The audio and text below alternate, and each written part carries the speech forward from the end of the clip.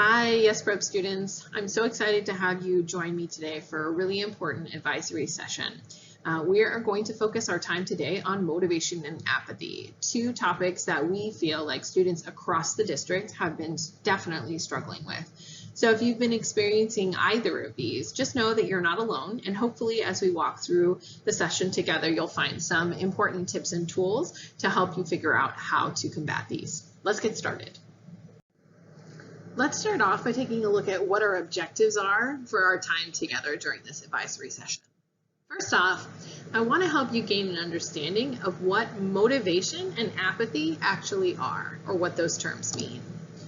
Next, we want to learn the causes and symptoms of having lack of motivation or apathy, what they are.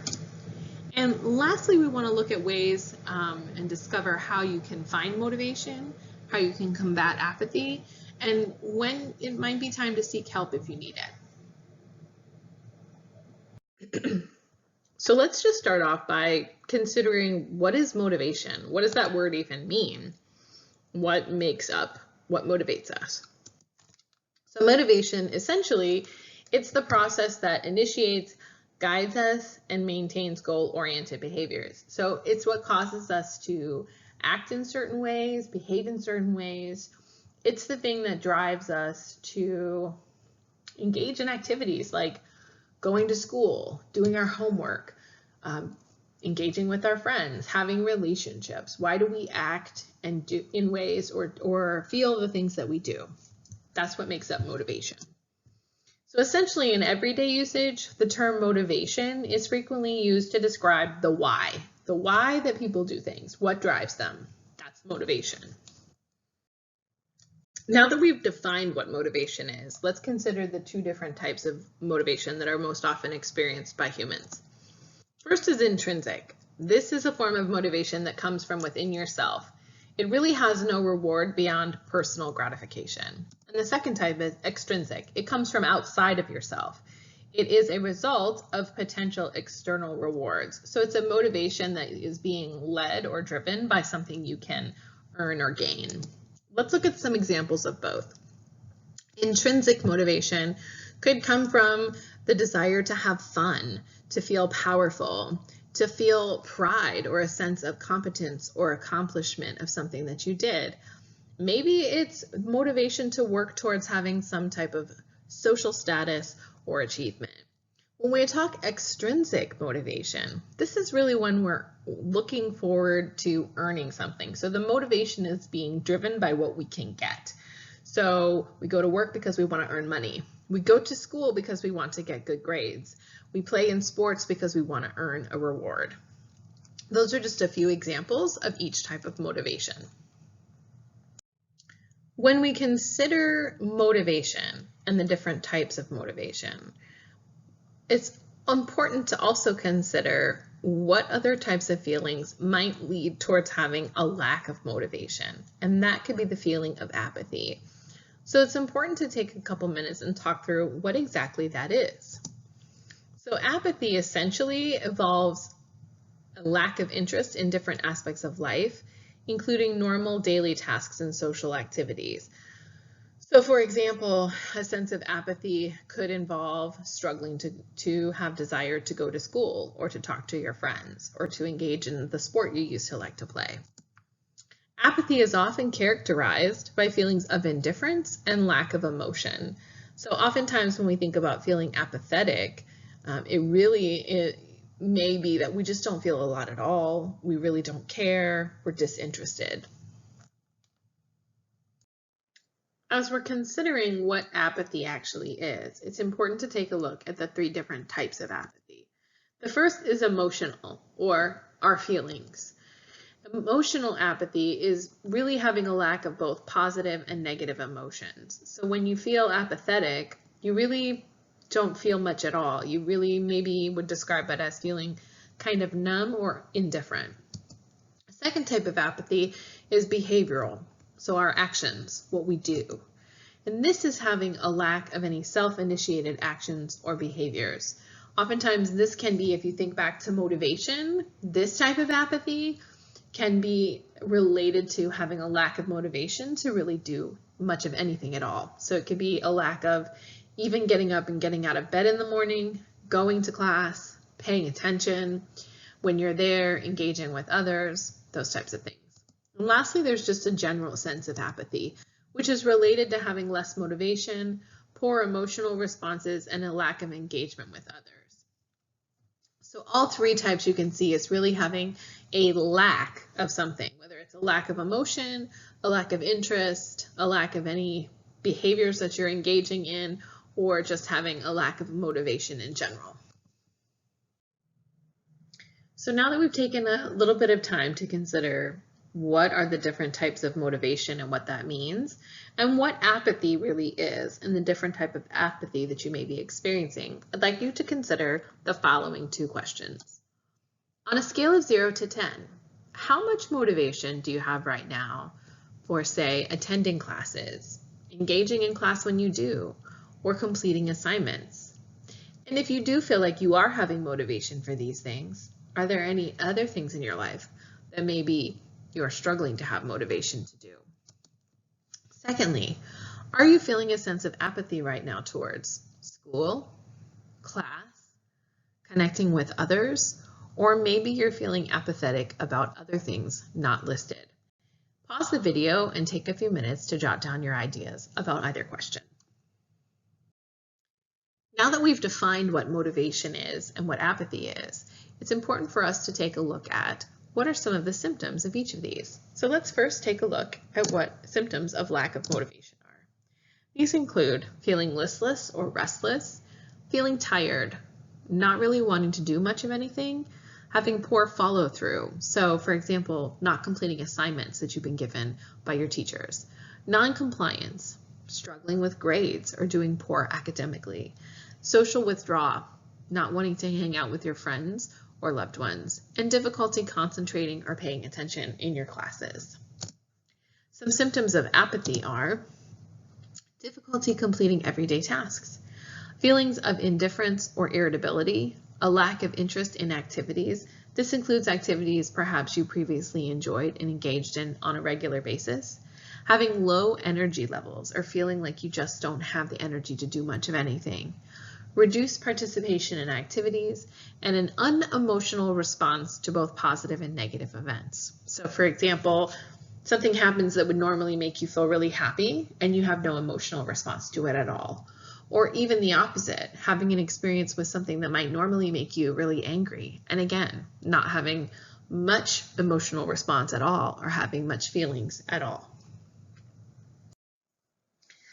So we've spent some time considering what is motivation, what is apathy, what are the different types, and what are some of the symptoms of experiencing either one of these. It's also super important that we take a couple minutes to consider what are the causes, what might be happening around us in our lives, in our communities, in the world that can be tending to drive us towards having feelings of apathy or having a lack of motivation. I want you guys to remember as we go through this list that this is by no means an all-inclusive list. You may be experiencing other things that are causes for these feelings, but these are some of the more common ones that we're seeing happening right now. Current events. So if we just look at even just the last year, we've had a multitude of current events that have happened, from the pandemic of COVID-19 and school closures and the election and how divided our country and sometimes families and communities can be based on what particular candidate they supported. And also we've seen a huge increase in the visibility and the number of experiences of racism, discrimination, and police brutality against Black, African American, and people of color within our country, and our ability to access videos and see visuals of those events happening. Any number of those events may deeply impact people and leave them feeling a sense of apathy or having a lack of motivation because they feel like they can't affect any change in what's happening around them. A lack of control. So oftentimes we like things to be ordered. We like to feel like we have control. We like to know what's coming next. And what we have found right now is that many of us feel out of control. And that sense of feeling out of control can leave us feeling helpless, which can sometimes lead to feelings of apathy or also having a lack of motivation to engage in everyday activities. Changes in normal routines. So along with when we consider COVID-19, we've had school closures. Students have been stuck at home, businesses were closed, we weren't able to get out and go around like we normally did. And even now that things are opening back up, you may find if you have returned to campus that it looks different. Your routine is different. You can't hang out with your friends like you normally did. You have to wear face masks. For students who have continued to stay home, they may be feeling isolated from their friends. They are struggling with virtual learning and how that works, and just the changes in what were our normal routines. And those things can also lead to a lack of motivation or feelings of apathy. Academic struggles. So oftentimes, if you're experiencing struggle, you're having a hard time understanding, you've fallen behind in class, it can become overwhelming to think about trying to catch up. And sometimes it can feel like maybe you won't ever understand what the teacher is trying to teach you guys about. That can oftentimes lead to a lack of motivation to do work or even engage and show up for class. Mental health issues. So when we talk about things like depression, anxiety, bipolar, PTSD, and a variety of other mental health issues that individuals may face, oftentimes as a result of those particular mental health issues, individuals may struggle with feelings of apathy or have a lack of motivation. And lastly on our list here, I would say to consider trauma or grief-related experiences. That can tie into any number of the other causes that we've listed, and traumatic or grief experiences can leave us really struggling with having feelings of apathy, feelings of disconnect, and also struggles to find motivation. So in this section, we focused on what are some of the symptoms and some of the potential causes of feelings of apathy or a lack of motivation. So at this time, I would like you to consider the following 2 questions. If you are struggling with finding motivation at this time, what do you think might be the cause or causes of why this is happening to you? How might your lack of motivation or feelings of apathy be impacting your life at this time? Pause the video, take a few minutes, jot down your ideas for each question. As we get ready to move into our last objective for this advisory session, let's briefly recap what we've learned so far. So we've defined what motivation and apathy are and the different types of each. We've taken a look at what are some symptoms and possible causes for having a lack of motivation or feeling apathetic. As we move into our third objective, we're going to take some time to help you combat apathy, but also gain an understanding of what motivates you, which really is one of the first and key steps to being able to gain back some motivation, is by identifying what it is that actually motivates you to do things. So a couple of questions to take a moment and think about to help you discover what motivates you. What do you see yourself doing in the future? What kind of contribution do you want to make to the world? What kinds of people do you want to have as friends? What makes you feel happy or excited?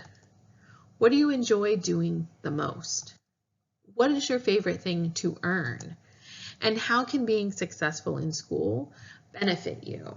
So take a few moments and consider some of these questions and think back to the different types of motivation that we discussed. Intrinsic. Are you a person that is motivated most often by things that come from within you? Or are you the type of person that is motivated by extrinsic things on the outside of you?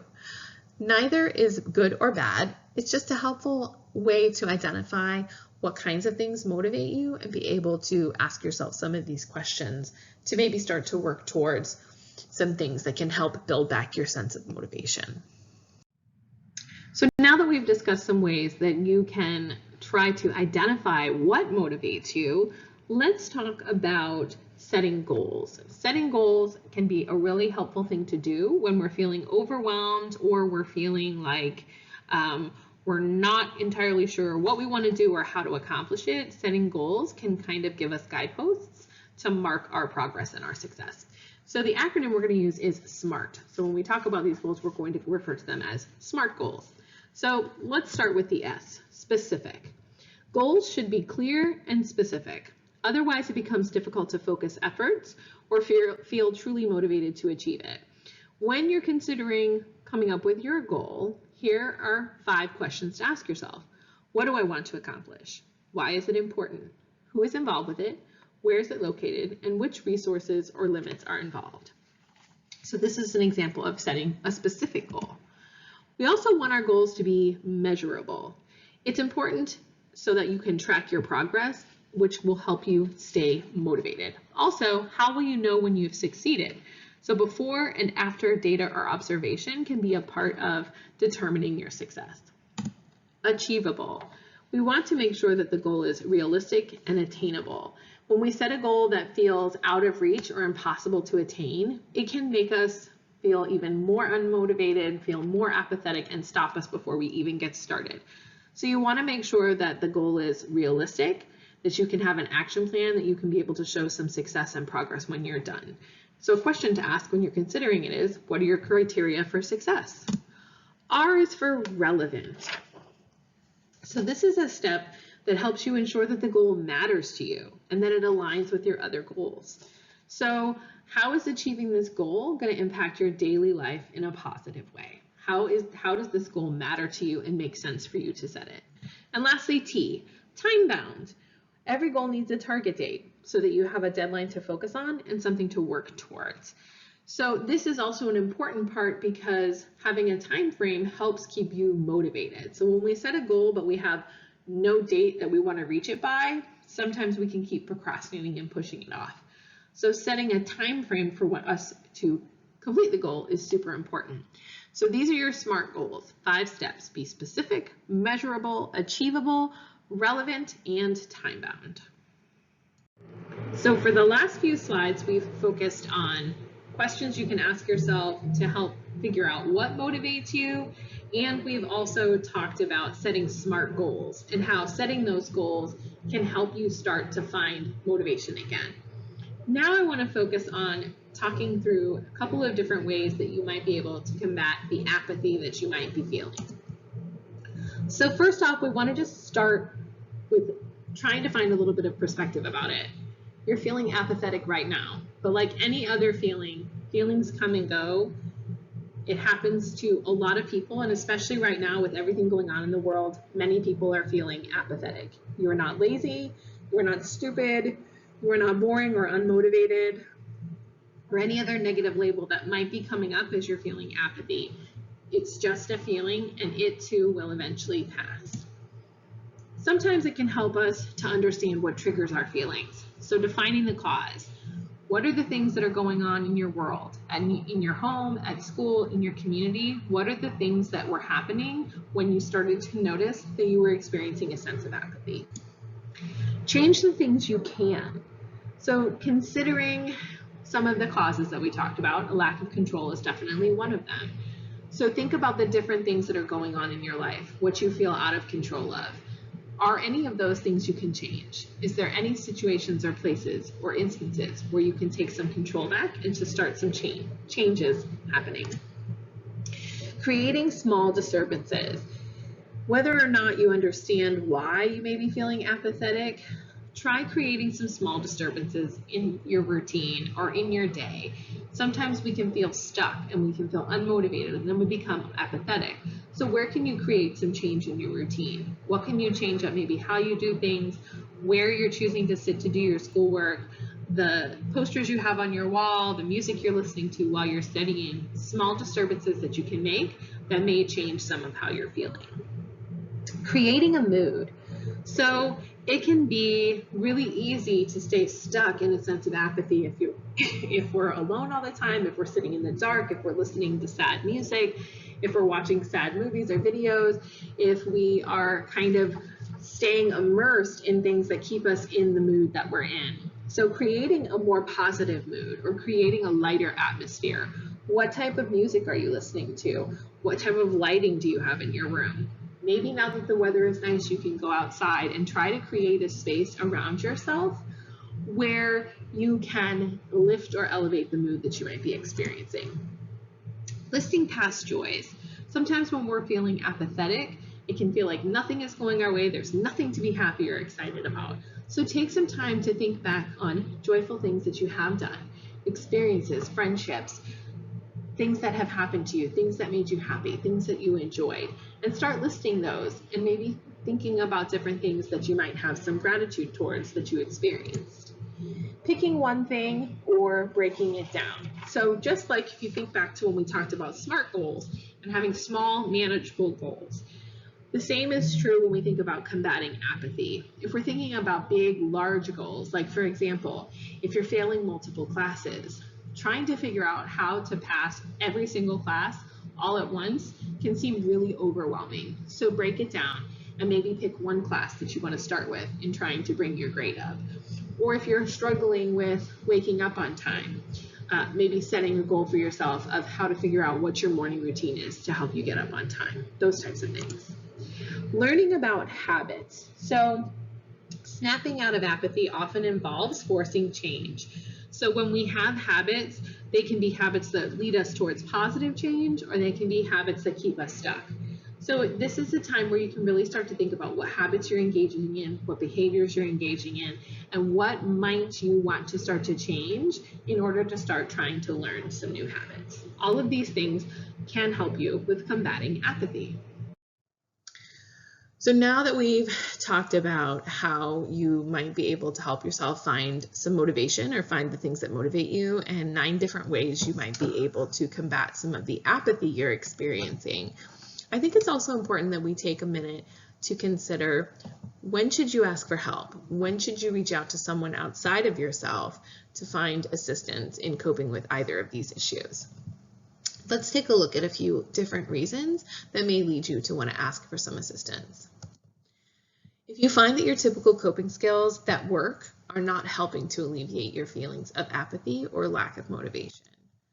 If you find that you're having feelings of depression and anxiety and you are experiencing them every day and they last for at least 2 weeks.